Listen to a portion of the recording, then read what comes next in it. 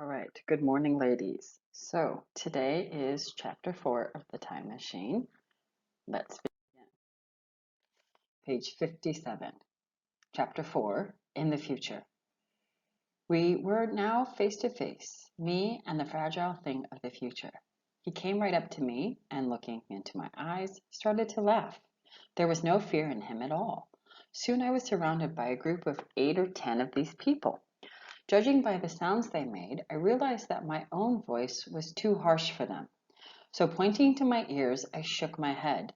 The man who had laughed came a step forward and touched my hand, his friends following suit, trying to make sure I was real. Nothing about this experience scared me. So gentle and childlike were these creatures. Besides, they all looked so weak that I knew I could have easily flung them about if the need arose.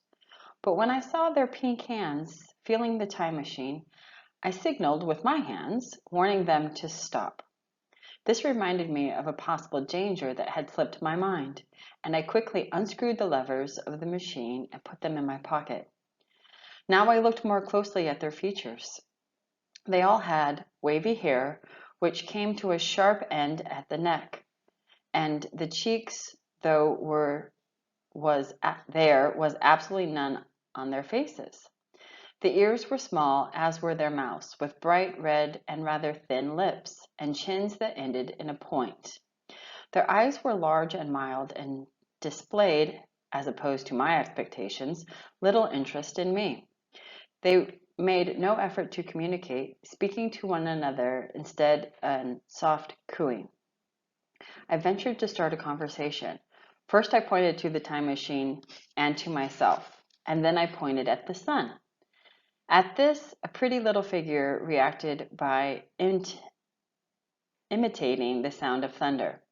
I had thought that the people of the year 800, 2000 odd would be incredibly ahead in knowledge and art, so you can understand how disappointed I was to see that they were actually foolish. One of them even asked me if I had come from the sun in a thunderstorm. For a moment, I felt I had built the time machine in vain. However, I nodded and startled them with a brilliant imitation of a thunderclap. They all withdrew a little and bowed. A garland of beautiful flowers was brought and put around my neck. This was followed by many of them laughing and flinging flowers at me until I almost gasped for breath. You cannot imagine what wonderful flowers years of culture have created. Then someone suggested that their plaything would be exhibited in the nearest building.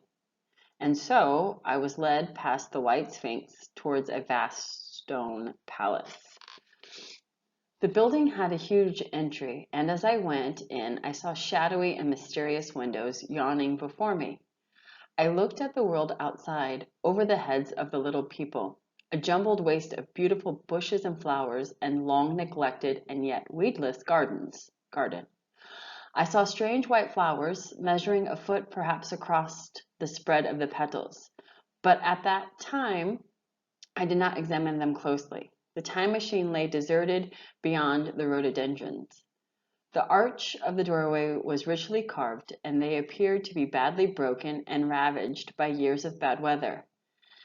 Several more brightly dressed people met me in the doorway, and so I entered. I, unseemingly in my dingy 19th century garments, garlanded with flowers, was surrounded by a mass of bright, soft-colored robes and shiny white limbs, melodious laughter, and jolly speech. The doorway opened into a great hall.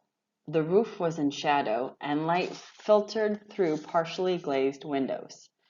The floor was made up of huge blocks of some very hard white metal, and it was so much, worn that channels had formed along some of the ways. There were innumerable tables of polished stone in the room, only a foot from the floor. Heaps of fruit, unknown to me, lay on these slabs, and lots of cushions around them. Upon these cushions my hosts seated themselves, asking me to do the same. Without notice, they began to eat the fruits with their hands, flinging the peels into the round openings in the sides of the tables. I was quite hungry, so I began to eat. And as I did so, I began to survey the hall. How dilapidated it looked! The stained glass windows were broken in many places, and the curtains layered thick with dust. The corner of the marble table near me was fractured, and still the general effect of the place was extremely rich and picturesque. There were sounds of their language caused an immense amount of amusement. I kept trying, however, and before long I had at my command various verbs, nouns, and pronouns. But the lessons progressively slowed, and the little people soon got tired. So I decided to let them give their lessons in little doses when they felt inclined to do so. And those doses turned out to be little indeed, for I never met people more lazy or more easily worn out. It was a strange thing I discovered about my little hosts, their immense lack of interest. They would come to me with much eagerness, like children. But like children, they would soon stop examining me and wander away after some other toy. The dinner and my attempts at conversation ended, and I noted that almost all of those who had surrounded me at first were gone. It was quite easy for me to disregard these little people. I went out through the doorway into the sunlit world again. It was evening, and the world was lit by the warm glow of the setting sun. At first, things were very confusing. Everything was so entirely different from the world I had known, even the flowers. The big building I had left was situated on the slope of a broad river valley, but the Thames had shifted about a mile from its current position.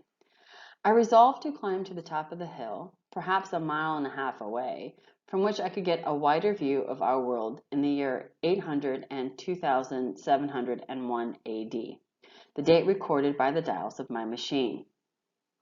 As I walked, I looked out for any clues that might help explain why this splendid world was in ruins, for that is how it did seem. A little way up the hill was a great heap of granite bound together by masses of aluminum, steep crumpled walls amidst which rose beautiful wild plants. It was clearly the remains of some vast structure. It was here that at a later date I was to have a very strange experience, the beginnings of a much stranger discovery, but I will speak about that when the time is right. Looking around with a sudden thought, I noticed that there were no houses to be seen. The concept of the house itself seemed to have vanished.